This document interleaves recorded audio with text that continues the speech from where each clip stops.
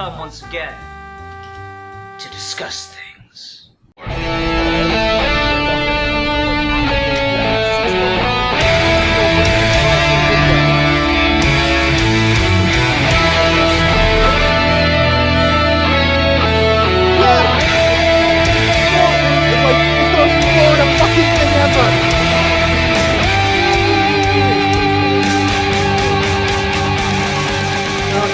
Go ahead and get started.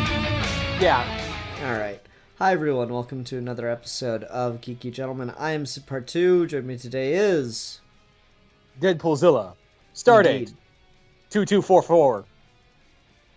See, if you didn't actually break down the year and date, then that was fucking pathetic. Oh yes, so today we're discussing Captain James Tiberius Kirk, the enigmatic captain of the USS Enterprise and its 5-year mission to explore strange new worlds, seek out new forms of life, and to boldly go... them. Yeah, and fuck them. And then slap them while they're crying, and then fuck them some more. No. And to boldly go where no man has gone before. That's the fucking them part. Anyway. Yeah, so Captain Kirk is... I feel a really interesting juxtaposition. This is my hot take on Captain Kirk. Get your fucking oven mitts ready, okay? Captain Kirk is the white liberal character, like, perfectly exemplified in my mind, of someone who I have no doubt in my mind means well, but is so trapped within their worldview and within a dichotomy that is founded on systems of particularly misogyny, but patriarchy as well, and just general racism, that they are unable to see how harsh and impossible they are to deal with, even while they attest and attempt to prove what a good, caring, and understanding person they are. And so in my humble opinion, that is Captain Kirk in a nutshell via Gene Roddenberry's Boyhood Fantasies. You're not wrong! Right? There's my hot take. So yeah, I don't know, like, alright, so I'd been listening for years, I've been listening to Cap and Alex talk about Star Trek, and it just always sounded really interesting, and it was this whole branch of nerddom that I'd never gotten into. And I was like, you know what? I'm gonna commit to it. I'm gonna watch all of Star Trek. And I got all the way through Voyager, and then it was just Enterprise left, and I was like, I'm gonna give myself a break before I go to Enterprise. So I took like a 6-month break, and then it took me a long time to get through Enterprise because that shit was painful. But the original series was also a really bad place to start, because that shit has not aged well. But I can, under some circumstances, recognize its faults, look beyond them, and try to see the good in it. But you'll be damned if you think this is going to be a half-hour Geeky Gentleman episode where I don't fucking shit on some of the garbage that Captain Kirk pulled. But before we get into all that, what are your general thoughts on Captain James Tiberius Kirk, sir? Kirk, for me, is like everything you said, but like at the same time, I can't help but like the character. And yeah, I'm fully acknowledge that this character has flaws and faults to his logic, but at the same time, he really embodies that kind of like space hero slash, you know, because the whole point of like the original idea for Star Trek was that it was supposed to be like a space western. Mm-hmm. And he really does embody that kind of like, that kind of Western hero you'd see on like a TV show or like, Clint Eastwood in his early Western films. Oh no, most definitely. Captain Kirk does have that. It's that very classic adventurer, explorer kind of thing. That is lifted right out of the the old Hollywood, pulp machine. Yeah, he's a very shoot from the hip,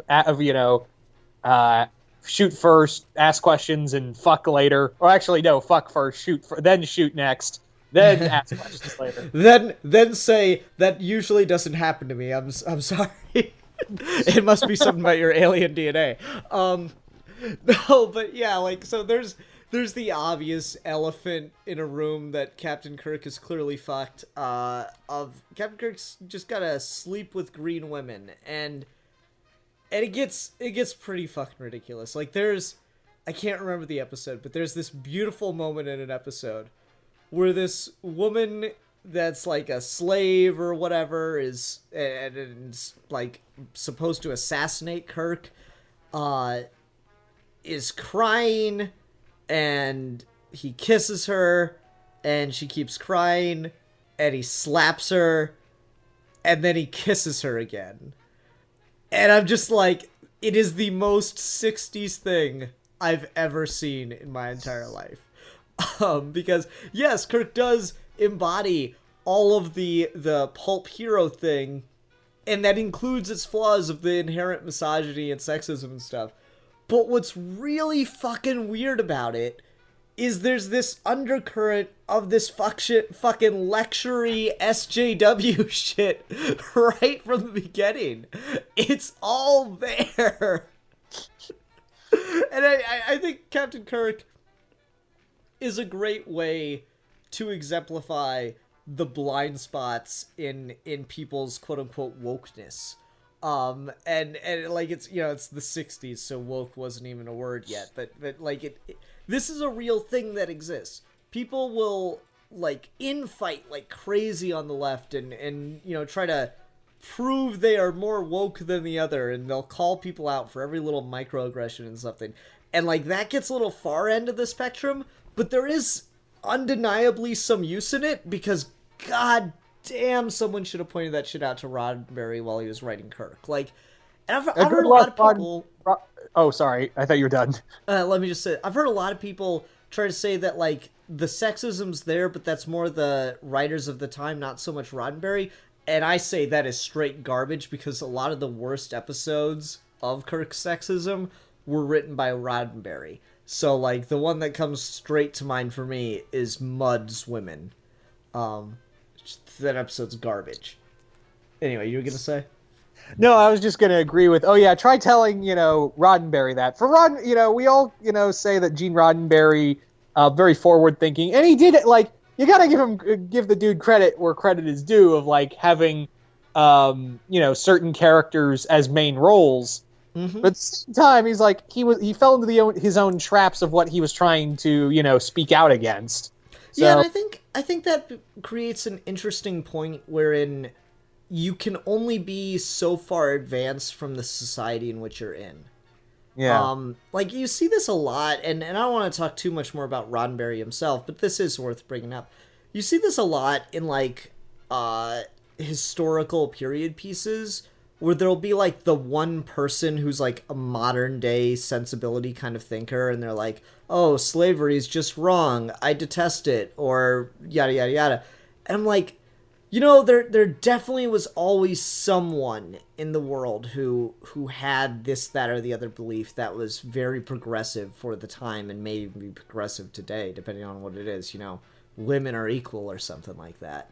But that's mainly a modernized fiction because, just some of the most important people historically, as far as, like, advancing social progress, had backwards ass views in other regards. It's just, you're trapped in the time you're a part of, and so the thing, like, you can only be so progressive for the time, because in order for you to recognize a problem, you have to be able to experience it firsthand, or be able to hear from those who are experiencing it. And with things like segregation and divisions in a society, sometimes it's just literally impossible to hear it.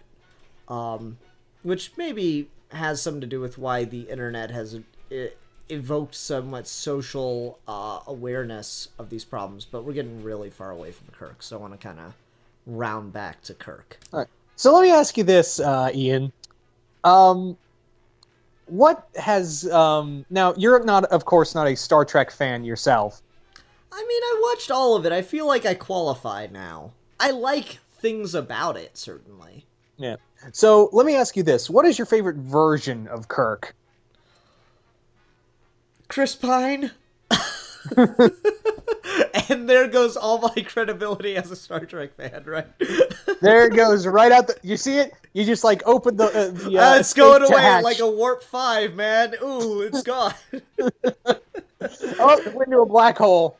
Yeah. No, what I like about Chris Pine is it's that perfect thing of like they kept the things about Kirk that made him cool and that he'll sleep with green women. They took away the things that made him just a straight dick. In that, like, he doesn't, slap women and say ridiculous ass shit like, oh, women are too emotional to pilot a starship. Shit like that doesn't happen. Like, so he's still got the cool factor of, like, yeah, he gets around, yeah, he shoots the laser guns and stuff. But then, I really like Kirk in all those movies. Say what you will about the quality of the writing, but the heart, the issue at heart, Star Trek and Star Trek 09 and Into Darkness, and no one will really argue about Beyond, but Star Trek 09 and Into Darkness are more true to the heart of Star Trek than DS9 is. Not saying they're better, because they're not, but they're more true to what Star Trek's supposed to be than DS9 is. So many Star Trek fans I've heard complain about those two movies and say, oh, they're so, like, focused on action and not on the cerebral stuff, yada yada. Yeah, but they get the social message right. They Into Darkness a little less so, because it depends on Starfleet having villains within it, but still, yeah, they get the social message right. And that's the really important part of Star Trek, and they do a good job of centering that all around Kirk. You get the thing with Nero, and he's a bit smug about it, but he kind of has the right to be. He offers to save Nero in 09, and then in Into Darkness, he proves that he's not only smarter than Khan, because he's able to trick him in a number of ways, but that he's also the better man underneath it all, and that he's the true ideal of Starfleet. I really like the Abrams verse, if you will. How about you? What's your favorite version of Kirk or interpretation of Kirk? I really dig 09 Kirk for the same reasons you said, but God, I can't help myself liking Shatner's Kirk. I really can't, because there's so much of a power fantasy to it. Like, and yeah, I'm not saying, I want to go punch a green woman in the face and then fuck her. I'm not saying that at all. What I'm saying is, you can understand why people follow him as that character. Yeah, I think part of that Shatner's screen presence. Shatner is kind of old Hollywood. He has a real presence on screen. He hams it up and all this stuff, but man, that dude can lead. That dude just grabs your attention, and he can act when it comes right down to it. Not gonna lie, Shatner he's a bit of a screen hog, but man, that dude, when he needs to, he can really deliver. Exactly. And you can if I was a red shirt, I'd die for this dude. Yeah, totally. I can see the argument, and I can see why people were always so, fascinated by Kirk and kind of in love with him, and why there were arguments about Picard or Kirk, because Picard is like the good Starfleet captain. He's the one that you're supposed to be like, and Kirk's like the fucking badass out there in the trenches, Like, you feel like Kirk got his captainhood in the academy or something, you feel like Picard got his captainhood in the academy, whereas like Kirk was a field promotion kind of thing, and that's not how it is in continuity. Actually, I think it's the exact opposite, but still. Yeah, it is the exact opposite. But yeah, Picard is like an 18th century naval captain just flying in a spaceship instead of, an old wooden, battleship in the British Empire. Mm-hmm. And Kirk is very much like you said. He's that boots on the ground kind of, soldier at arms that you want to follow behind, like a space Captain America. Yeah, and maybe that's why I like 09 a little bit more, is because, he gets the field promotion there, and it just feels so natural in that way. It doesn't quite earn it in the same way, because it's, like, given to him because the dude trusted his dad or whatever, but still, it feels more natural that he gets that field promotion to captain, and then holds on to it, because that's where he's meant to be. But yeah, to go back to Shatner, I mean, like, there was a lot done with just the kind of guy he was. Which one is it? Is it Generations where he tells Picard, and they're gonna offer you Admiral or all these other things, don't take it. Captain's the job everybody wants. And like that really does get to the coolness, the excitement, the adventure aspect that Kirk does symbolize or signify. Yeah. Yeah. All right, so other stuff with Captain Kirk. Okay, so we've mentioned a lot about the sexism and stuff. You've seen all of the original series, right? Yeah.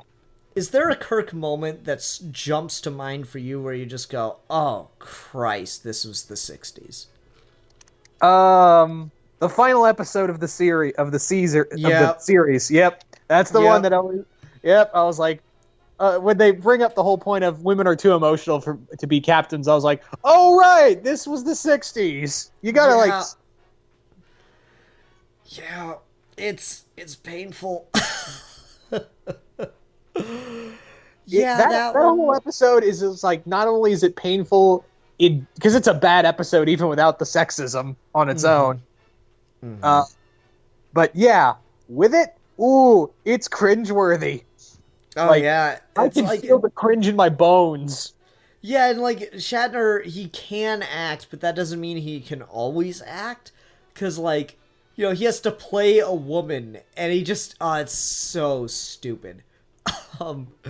It's the worst thing ever. That one's really bad.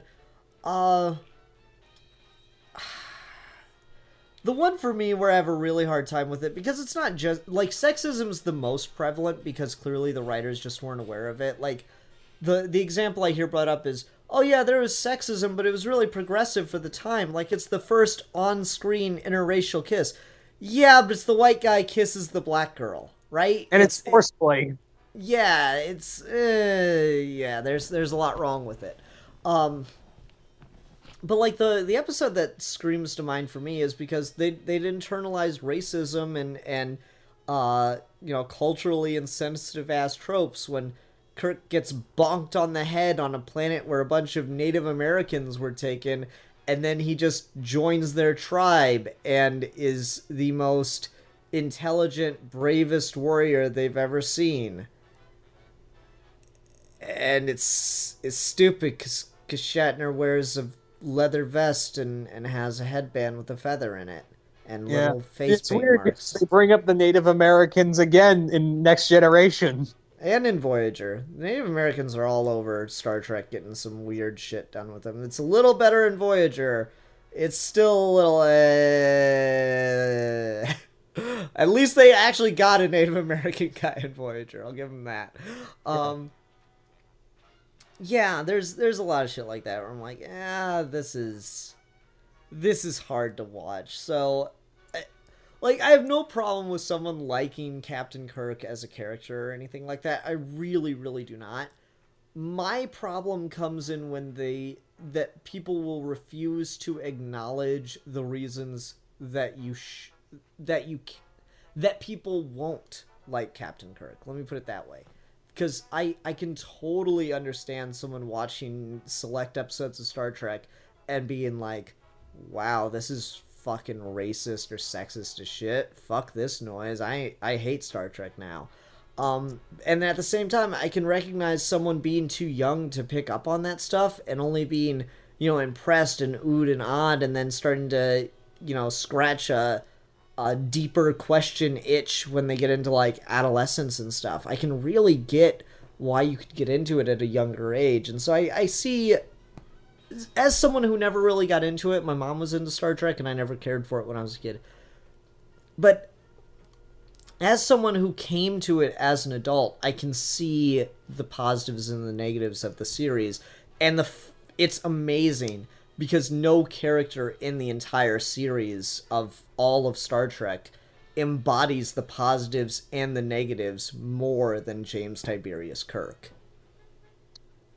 Exactly. Like, if you want to look at everything that's wrong and right simultaneously, look at Kirk. Mm-hmm. Absolutely.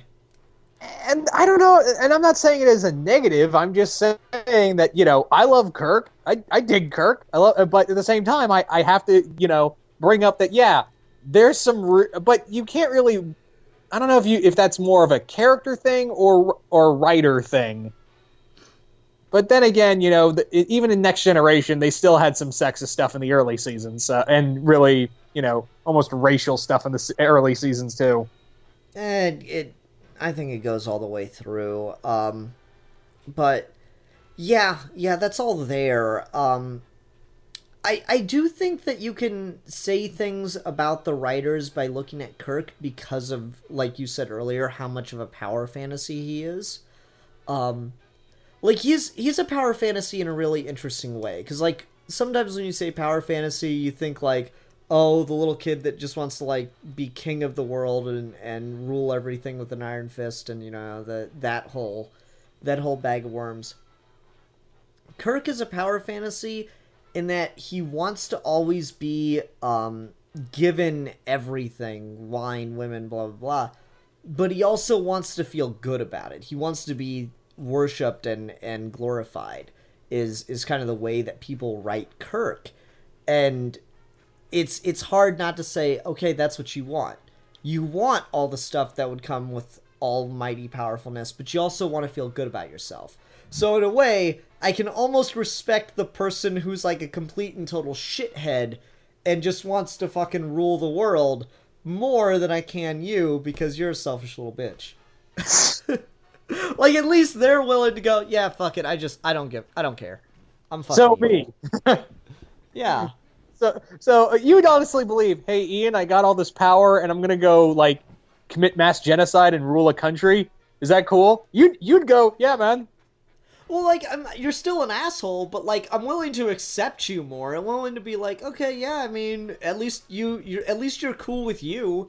Whereas, again, the thing about Kirk is the people that write him, I don't think that they're aware of social problems, but they're not aware of those social problems on themselves, is the thing. So, like, they want the power and control that they get to experience through white privilege and stuff like that, but they also want to feel good about themselves for utilizing that correctly or some shit. And then it just leads to these big ass blind spots in their social outlook, let's call it. And again, I feel like that's exemplified within Kirk. Yeah, he'll stand up for, what's right, as far as, the black and white, half black, half white character episodes, just, it's brilliant, right? He'll stand up for what's right there and talk about how foolish racial inequality is as far as, like, segregation goes, but he'll completely overlook the idea of, or the writers for him at least, will completely overlook the idea of representation with positive representation of different cultures. They'll completely miss it.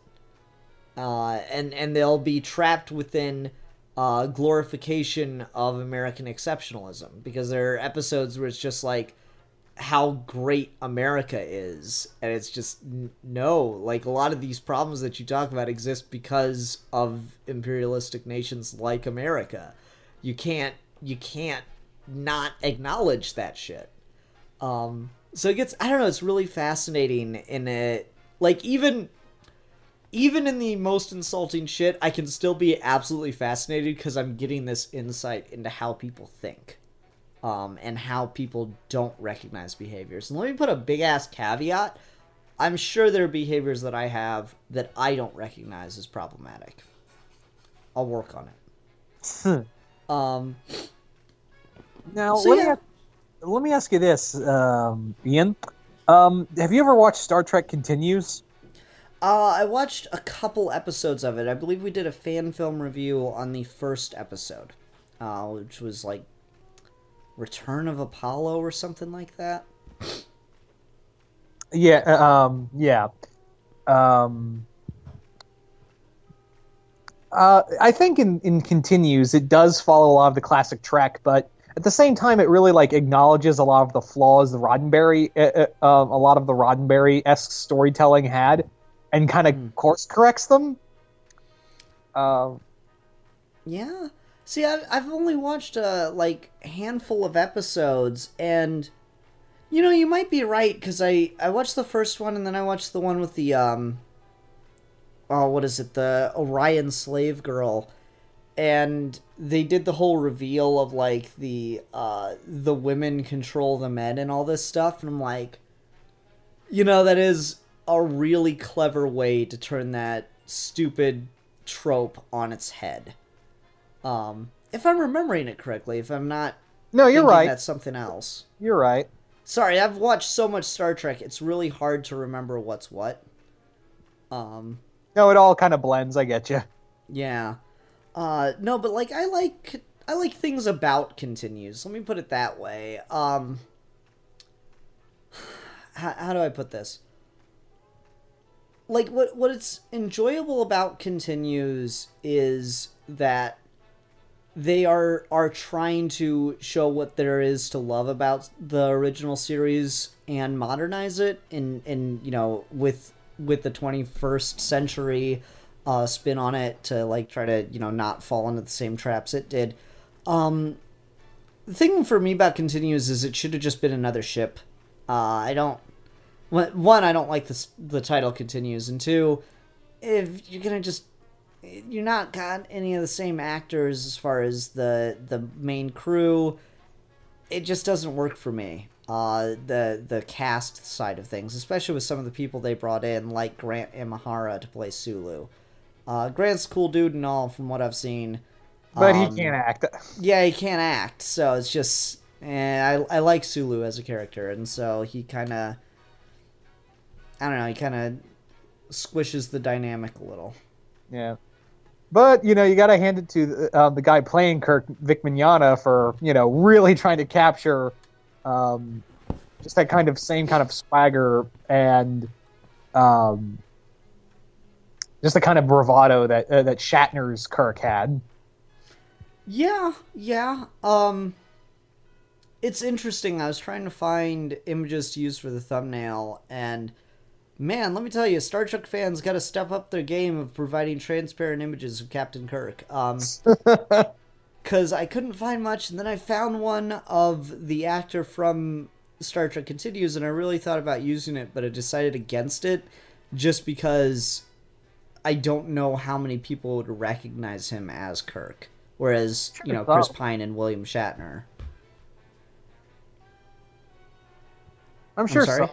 I said I'm sure some people, but yeah, maybe. I don't know. Just it seems like more of a stretch. I have a very particular process I try to follow with the character discussion thumbnails. But that's neither here nor there. All right. So what else about Captain Kirk's worth discussing? We haven't talked about him in any of the movies, or at least not that much. Do you like any of the movies past Wrath of Khan? Because everyone kind of ignores the first one. Everyone agrees Wrath of Khan's good. I rather enjoy Undiscovered Country, as well as Search for Spock. All right. Whatever. The one Shatner directed didn't do it for you. No, shockingly, not. It's really bad. Uh, Yeah. I don't know. Like the thing for me about Kirk's role in the movies is they keep having to justify why the damn captain of this ship is so old. And it gets a little ridiculous by the end of it. So I don't know. I find that odd. But it's not a huge deal or anything. Just something worth mentioning is kind of a trope of the movies. They keep just focusing on how old everybody is, and I'm like, okay, get it. They old. It's weird for me because I became a William Shatner fan through Boston Legal, which, if you want to talk about white liberalism with all its blind spots, there's a show for you. But yeah, I became a William Shatner fan through Boston Legal, and then I started watching Star Trek, and just like I'm used to old William Shatner, and then seeing him young is weird. And so the older he gets, the more used to him I am, and that's when they feel like they got to be like, oh no, this is so strange that he's old. It's just now you got to watch T.J. Hooker, and the cycle is complete. Oh man, yeah. So there's that with the movies. I don't know. Like some of them get pretty ridiculous. I think. Oh god, I think Generations is just clearly the worst. It is hot garbage. And like he gets so little to do there that it felt like such a waste. And it could have been fun, but yeah, it was just such a waste of an opportunity. Now they're still planning to make another movie with Chris Pine and Zachary Quinto and Simon Pegg, right? Yeah, but it's going to be Tarantino who directs it, apparently. Oh, apparently. I don't know. Do you want to see Shatner cameo or have a role in that? Or do you think it'd break the timeline too much? Well, they've broken it enough in Star Trek. Why not, right? I mean, yeah. I mean, like, who cares at this point? Like, this is Star Trek. You can just bullshit your way through anything with technobabble, right? I don't know. Like, maybe he won't come on as like Kirk from Universe A. Maybe Chris Pine will get hit with like an age ray and just turn into Shatner. How fucking cool would that be? Old man Shat. Yeah. I don't know. Just shit like that comes to mind for me. So I don't know. I'd like to see Shatner reprise the role. He is getting up there. I don't know how much longer he's got. So I don't know. Get on it, Hollywood. You wasted your time with Nimoy, and so you couldn't appear in the third film, which was unfortunate. Which is kind of sad, but at the same time, like, they still use Nimoy as an excellent character piece in the film. Yeah, and I think it exemplified how the fan base felt fairly well. If only more people had actually watched Star Trek Beyond. I know. I mean, I can't say that much because I intentionally boycotted that movie, but still. Oh well. All right. What else do we want to say about Kirk? Let's go ahead and go on to recommendations. Unfortunately, I cannot remember episode names all that well, so I'm just gonna go for general premise. The one with the half black, half white people. That's a really good one. The one where they go back to like 1930 something, and they're just kind of stuck in the past for a couple months. Great episode. Probably the best episode of the series, and Kirk gets to be amazing in it. City on the Edge of Forever. Oh, is that the name of it? Yeah, that's the name. Okay, yeah, I love that one. And, you know, Wrath of Khan's good, and I will recommend the Abrams-verse films. I don't care what you say. I wasn't going to say anything. Well, you know who then. All right. What about you, Deadpoolzilla? I'm going to suggest Arena, because it is total 60 sci-fi's cheese, and I love it. That's the one with the Gorn. Oh, God, that... Okay. Yeah, I love it because of just how it just embodies just the stupid sci-fi. Fair enough. A Piece of the Action, which is the gangster episode. Oh my god, that one's so silly. But At a certain time, point, like, Star Trek, the original series, should have just been a time travel show because they have to contrive all these fucking planets that are just like Earth, but. Ugh. but like, I like it because like that's you can clearly see Shatner having fun in that role. Yeah, I'll give you that. Also, City on the Edge of Forever. That one's also really good. The Doomsday Machine. That's actually that's a great episode too. Yeah. And To Boldly Go is a good one. And I'll also put in Undiscovered Country. That's a really good one. And Search for Spock. All right, sounds good. Okay. Who are we gonna talk about next time? Let's stay in outer space, Deadpoolzilla. Let's talk about Larfleeze, the Orange Lantern. Ooh, okay. Alrighty. Everyone, thank you very much for watching. Until next time, I'm the Philosopher. And I am the Don Juan of Comic-Con. And we are your geeky gentlemen. And we will be discussing things.